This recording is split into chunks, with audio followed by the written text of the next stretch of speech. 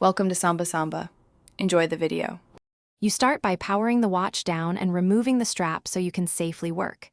Next, use a 0.81 2 mm pry tool and apply gentle, even pressure around the bezel to separate clips. This minimizes case cracking.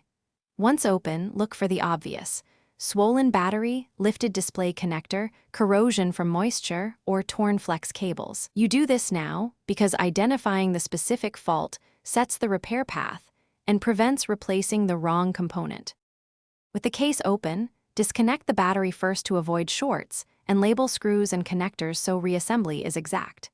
If the display or flex cable is damaged, source an OEM or compatible replacement and work on an ESD safe mat. This prevents static damage.